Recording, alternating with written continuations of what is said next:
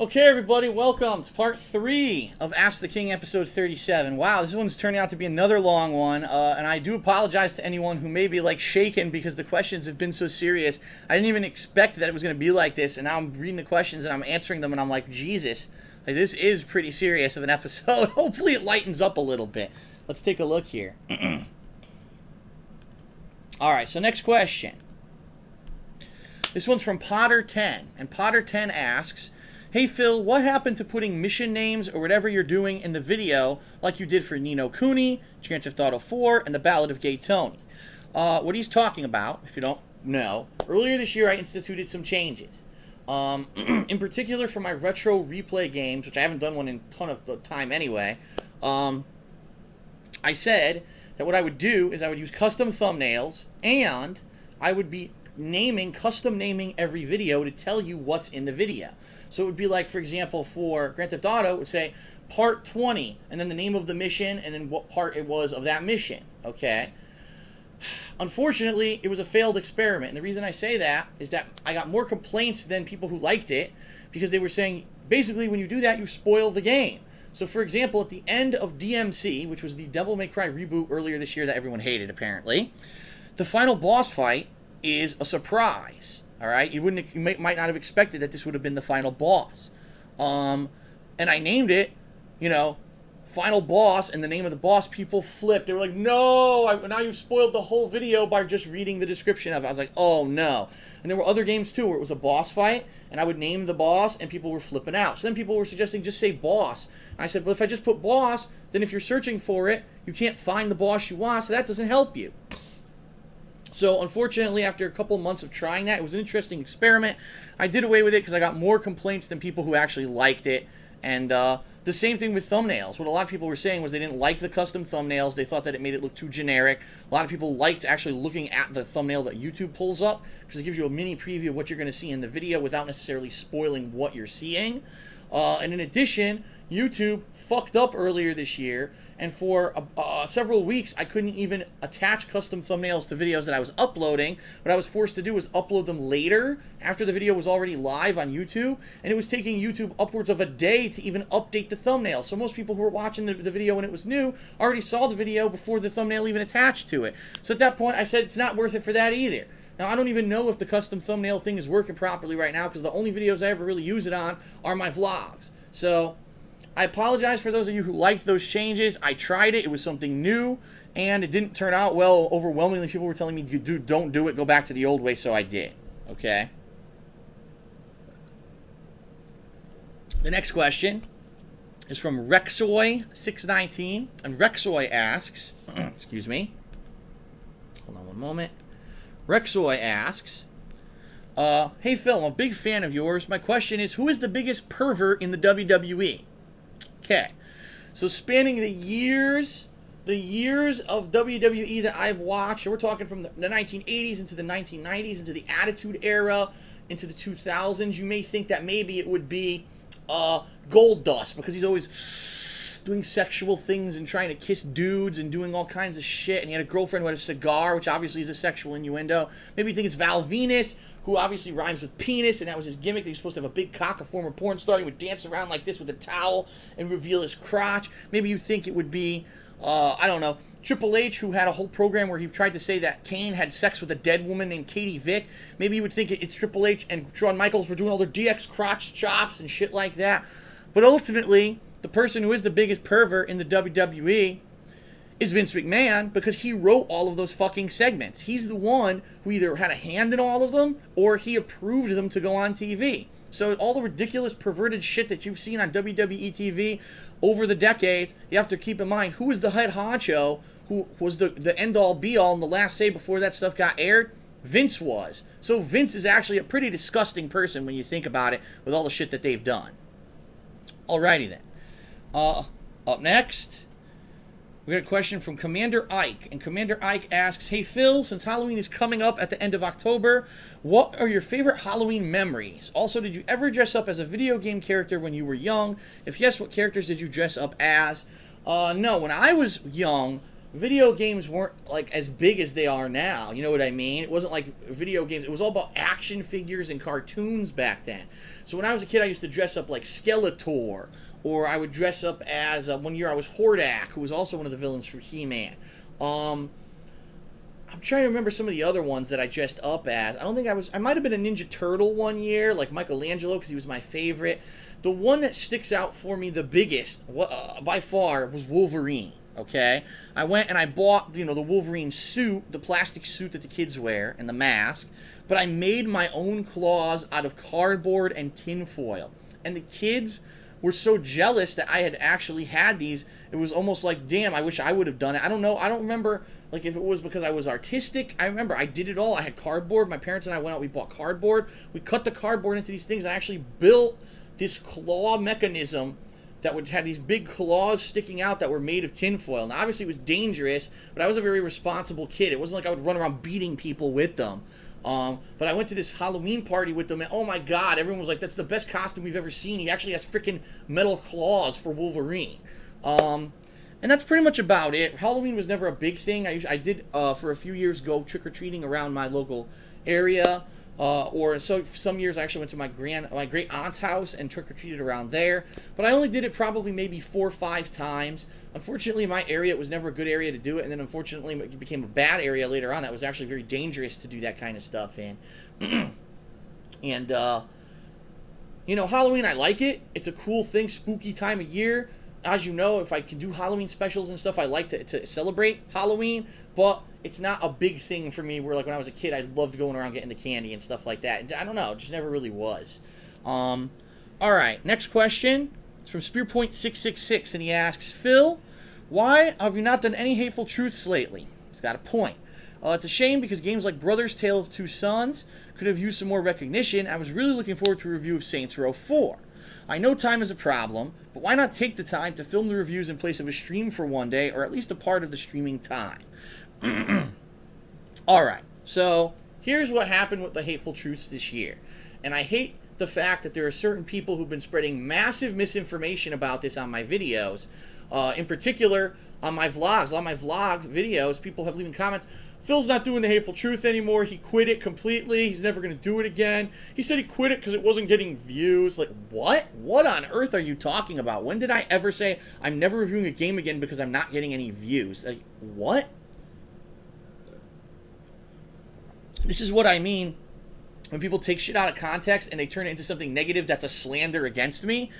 Earlier this year, I returned to the original style of the Hateful Truth where I was adding in the video footage of the games and everything into it.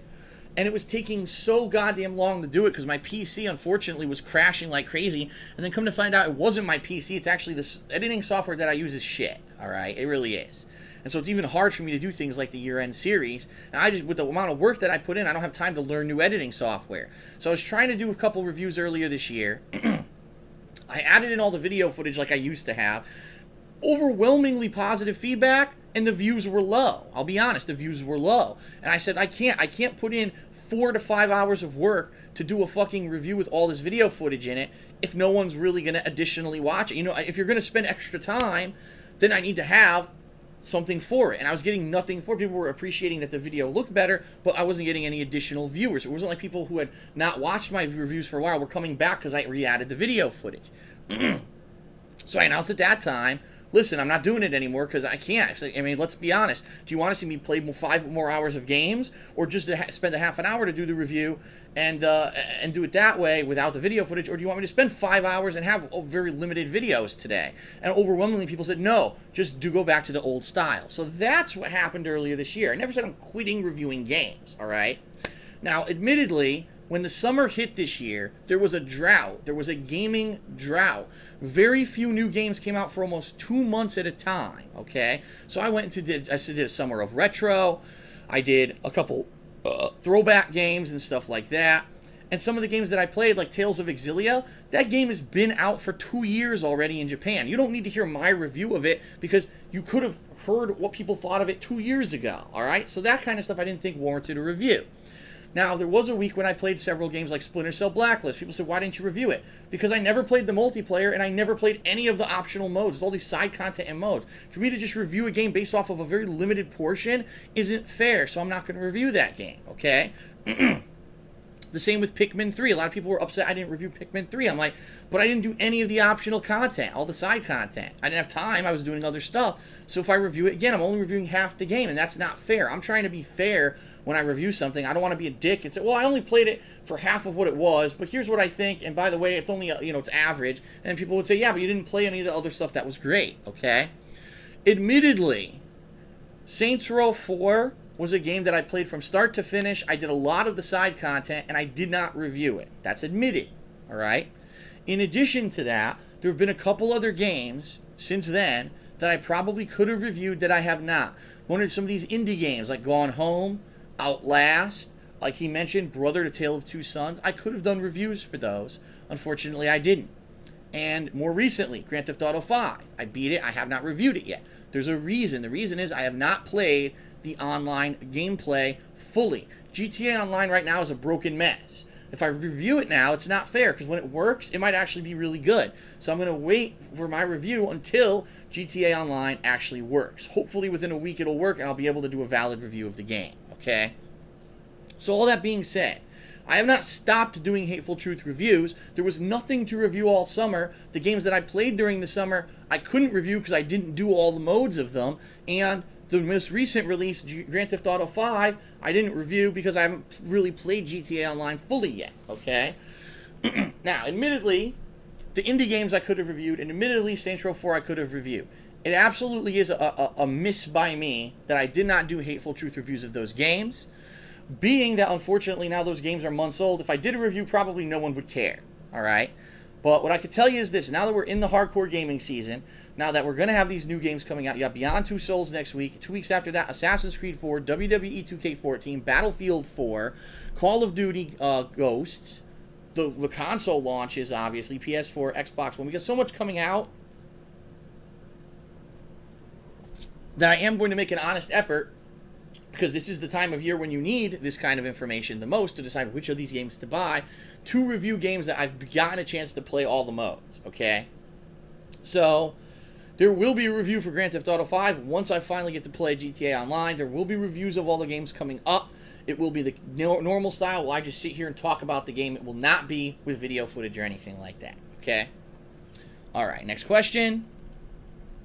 This one is from Abinja1. And he asks this. He says, hey, Phil, during your playthrough of Grand Theft Auto 5, when you were doing the Life Invader mission, you were clearly raging at the elitist hipster douchebags that worked at the company. Now, I thought this was hilarious, as it echoes my feelings about hipsters as well. As I know what hipsters are, would you be able to explain your disdain for them to your fans, and who they may not know who they are? As well, have you had any run-ins with any hipsters yourself? Okay. So for those of you who have seen my Grand Theft Auto 5 playthrough, you know what he's talking about. For those of you who have not, there's a portion in the game where there's a company called Life Invader. And what it's supposed to be is a combination parody of all these social media / tech companies who in the past few years have dominated your life. So it's a combination of Facebook, YouTube, Apple. It's supposed to be a combination of like all those things at once, okay? And the guys at this company are these guys, they're not traditional businessmen. They come into work with, casual clothes, and they all sit in beanbag chairs and drink their caramel mocha lattes, and they don't have a formal office. They do these crazy things at work, life improvement classes and shit at work and things like that. It's not a traditional business. They do things way differently than normal businesses, but at the same time, they feel that they know better than everyone else. They're the smartest people on the planet. No one else, those stupid, ground dwellers, we live up here at a higher level than them, a higher level of enlightenment. And that's really, it's a parody, it's supposed to be a parody of these people at these social media companies who seem to have attitudes like that. Let's face it, in the past few years, how many times has YouTube completely changed their layout? All right? The channels now look so different than they did 2 years ago than they did 2 years before that. They just keep changing the channel layouts constantly.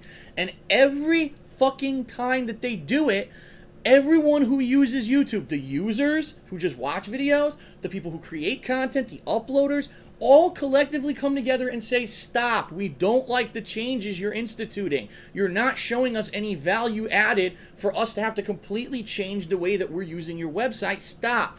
And what does YouTube do? They say, neener, neener, neener, we don't hear you, we ignore you, and they institute the changes anyway. I remember, it wasn't this one channel, but the change before that, when they wanted to change all the channel formats, they had the announcement page, and they actually had a comment section below. There were hundreds of thousands of comments saying, help, do not change to this format, it looks horrible, we don't like it, please, if you're gonna do it, explain the benefits. YouTube ignored hundreds of thousands of comments and fucking mandatorily changed their whole website. And it's like, these people think that they don't, oh, you need the iPhone because if you don't have it, your life, you're behind everyone else. The iPhone does so much crazy things that it will change your life. And now it's like, oh, the iPhone 5S is, oh no, I'm behind. I only have the iPhone 5. I need the iPhone 5S because this hipster douchebag told me that I'm a loser because I don't have the latest iPhone, all right? So the thing is, I have nothing against technology. I have nothing against progress. Obviously, social media has dramatically changed our lives in the past decade. And just look at all. I would not have anything on YouTube, Twitter, nothing. I'd have nothing if it weren't for the changes in social media. So obviously, I understand the progression, but I don't understand that there's this group of people who think that they know better than everyone else. They're the most intelligent group of people on the planet, and they do things differently in their own hipster way, and they are going to institute sweeping changes to the way that you use these things that have now ingrained themselves in your life just because they can, because they think they know better than you. And they refuse to listen to your feedback, and they refuse to take any kind of criticism. Instead, they ignore it, and they just go ahead because they have the power to do it. And the bottom line is this. If these things didn't blow up with popularity the way that they did, if YouTube wasn't bought out by Google, which has tons of money, they wouldn't be able to do that. Because any other business, when your customers tell you no, don't do something, and you do it against their will, your customer stands up and walks the fuck away like this. And you lose your customers and you go out of business.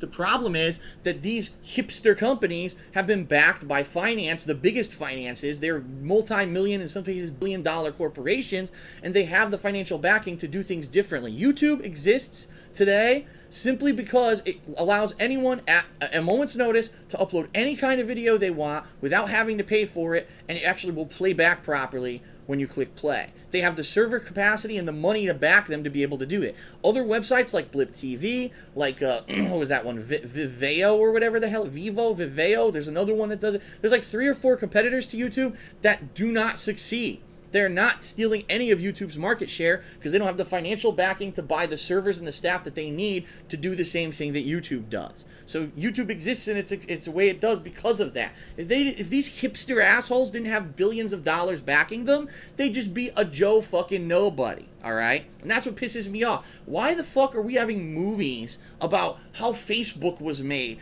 A movie about Steve Jobs. These guys who like... Okay, oh wow, Steve Jobs he had the vision behind the iPhone. How did this change my life? I had a phone before. The difference now is that I can touch the fucking screen and play stupid mini games on it. How did that revolutionize my fucking life? It didn't. All right? It's a neat toy to have, but this didn't change the fucking world. And people are idolizing these people and putting them on a pedestal like they're gods and celebrities when all they did was have a bajillion dollars to fucking back them, and then they went and did something and oh my god, it caught on. Big fucking deal. Whoopity fucking do, okay? So I don't hold them in that regard. I don't think they're celebrities. I don't think we need movies about fucking The Social Network. Go to hell. Who cares about how fucking Facebook came to be? It's a fad, and just like MySpace and everything else, it'll go away, and then you'll say, my website faded into obscurity. Oh, maybe I didn't know better. No, but they won't say that. All right, enough of that. Next question.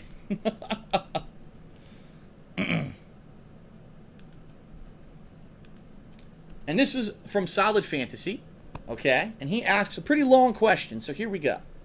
He says, this is a long but pertinent 2-part question. I don't mean for this question to sound like it's attacking your fan base, because it's not. Uh-oh. When you preface it like that, I don't know. But why do you think that so many of your viewers are turned off by more artsy and subtle experiences? I was watching your stream of Rain. If you don't know, he's talking about this game I played last night on stream, second stream. And basically, the majority of people who were watching were bored shitless. I don't think that the game is utterly fantastic, but it's certainly entertaining enough to finish with a unique style and atmosphere. Maybe it's just because some of your fans are younger and don't appreciate more artistic and slower paced experiences.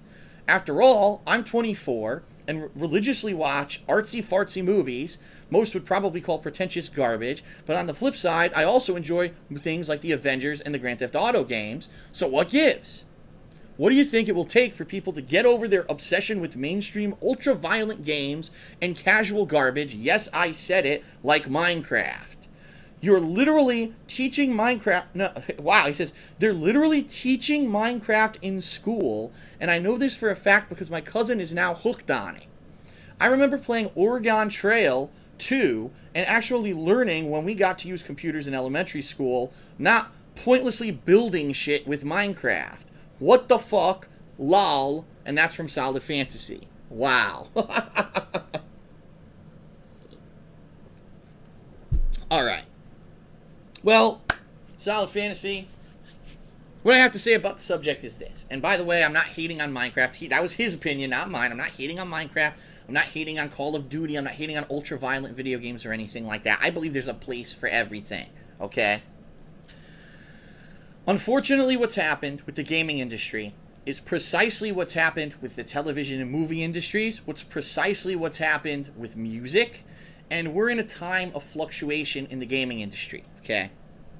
Gaming used to be seen, video gaming, used to be seen as a child's hobby. This is something that an immature person does to kill time. It is a game, all right? That changed somewhat in the late 90s to early 2000s when they found out that if they actually make games at length that will actually hook people for hours on end, that they could actually sell a bajillion of them, okay? Take a look at Grand Theft Auto 5. Ultra-violent, very adult-oriented, very misogynistic, but it's a super long game, it's entertaining, it's got a ton of gameplay, and they made $1 billion in 3 days, okay? Compare that to a game like Rain. Rain, it's very artsy. It has an artistic style to it. It doesn't have a complex story with characters that are over the top. In fact, the story is very kind of almost behind the scenes. You're trying to unlock it as you go along the game. The game is short. The game costs only $15, all right? The game has absolutely no advertising budget. I never heard of the game until I saw the E3 demo or trailer for it, and then I didn't hear about the game again until I found out it was coming out this week. This is what happens when things go mainstream, all right? They get exposed, overexposed to the American and to the world people. And you get trends that happen with these things.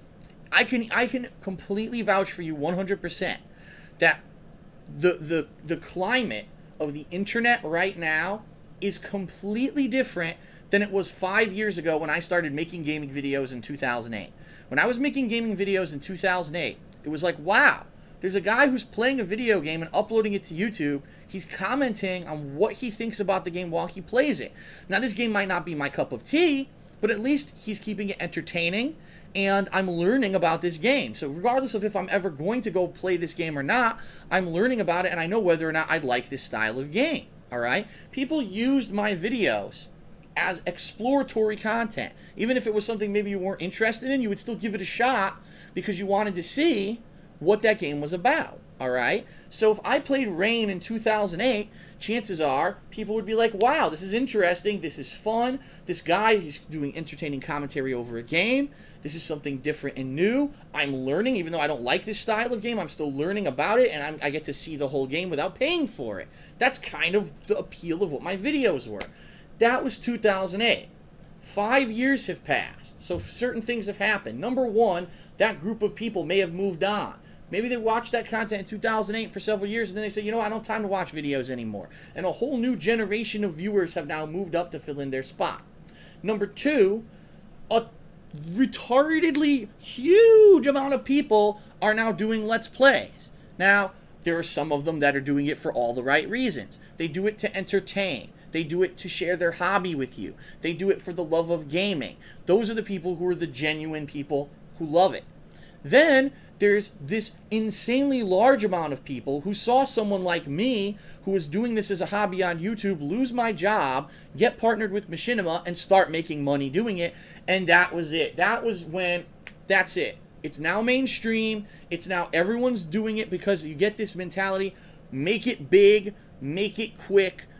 This is my way out. I don't have to work a 9-to-5 job because if this guy can make videos on the YouTube all day and get paid for it, I can do it too. And you've got a shit ton of people who oversaturated the market with content. Right now, if you go to YouTube, how the fuck would you know who to watch to play GTA 5?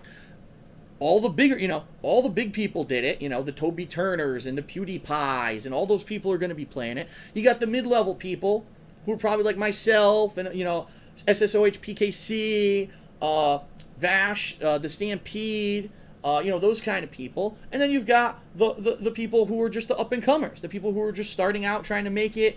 And so maybe they've had a channel for a little while and they do have a following, but it's nowhere near as big as the big people. And they're playing. How do you know when there's 5,000 playthroughs of Grand Theft Auto 5, how do you know what to watch? You don't. It's oversaturated. There's too many people fucking doing it because all they saw was this. And this is the problem. This is exactly what happened with the Street Fighter community when Street Fighter 4 came out. All of a sudden, people said, wait a minute, there's people who are playing Street Fighter 4 and that's all they do?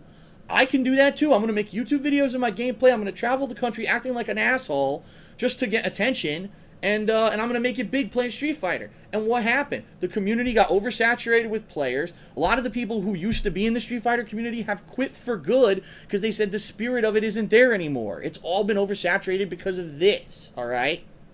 So what happened with YouTube and with Twitch and with the internet, just to address Solid Fantasy's question, you had a shit ton of people who all started doing the same thing because they saw people like me making a living doing it. The market's become insanely oversaturated, and there's just too much content.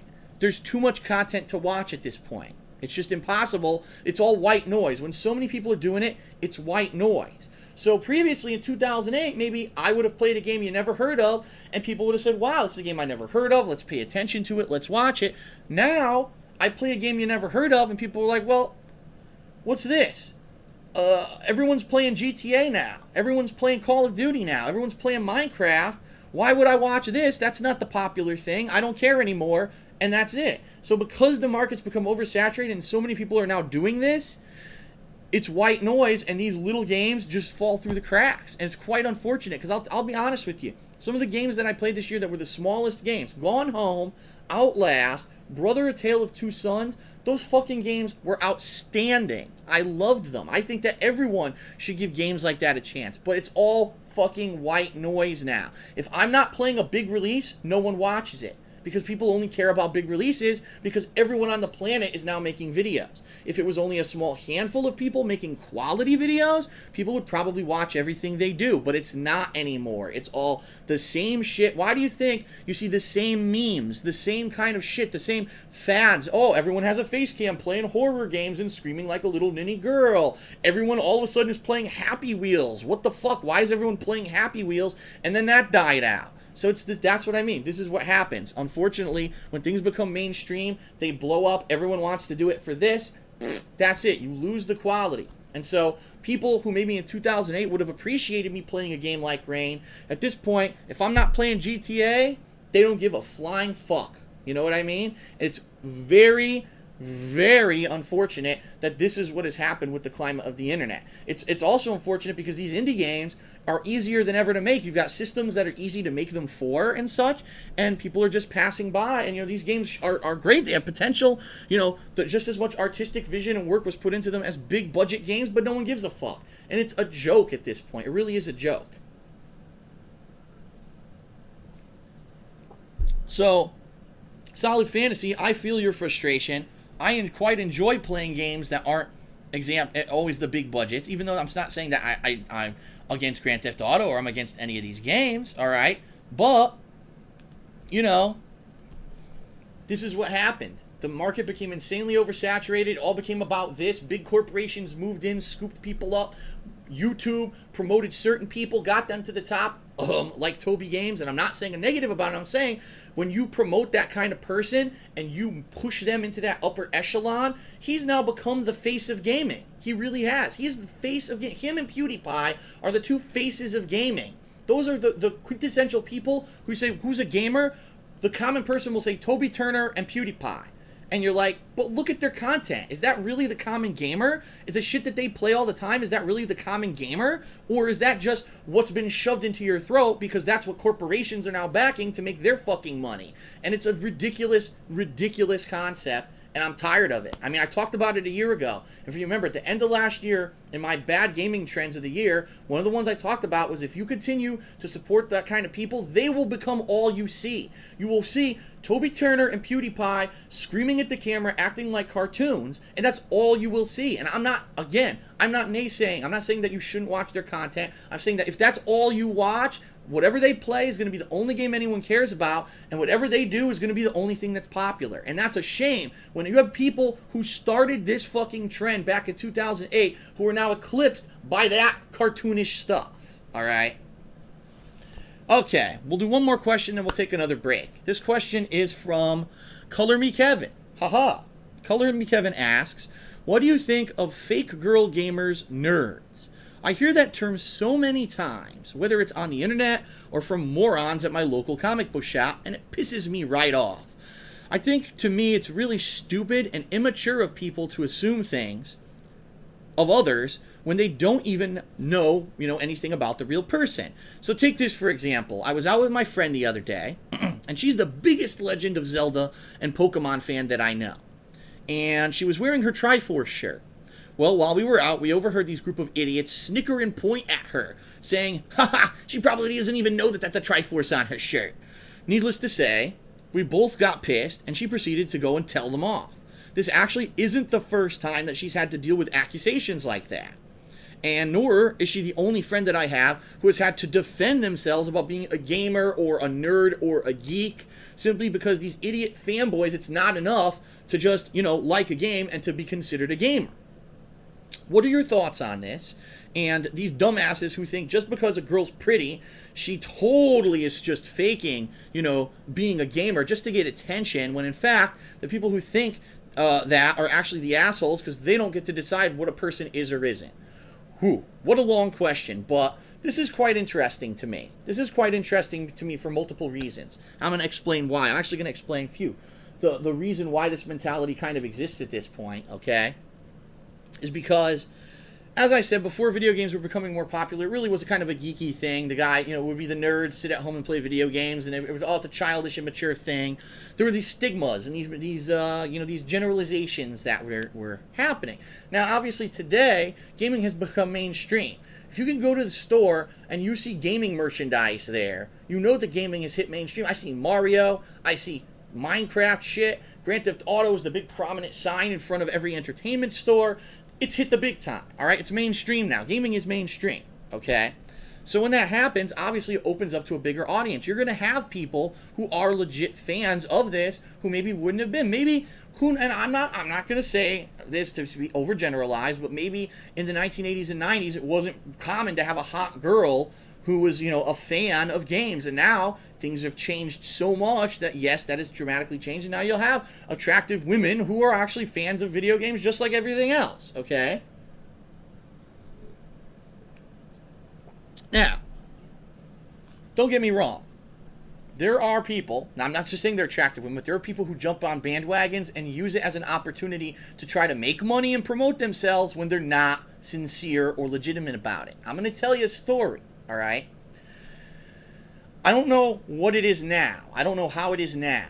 All right. But I remember in the early 2000s when video games were starting to become more competitive and tournaments were becoming more popular, when MLG was coming out and, this was the big thing. Oh, there's these FPS Halo. Halo was a big one. There was like one or two real big FPS games that were being played everywhere for like MLG and stuff. And Street Fighter was trying to get their foot in the door, but they weren't there yet. Now they are, but they weren't there yet at that time.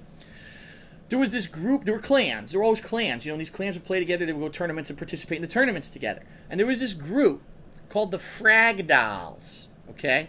I'm pretty sure they still exist. I don't know if it's the same girls anymore, but they came in and said, we're girl gamers, we're all about girl power, and we're attractive women, and we're good at first-person shooter games, and hoo-hoo-hoo.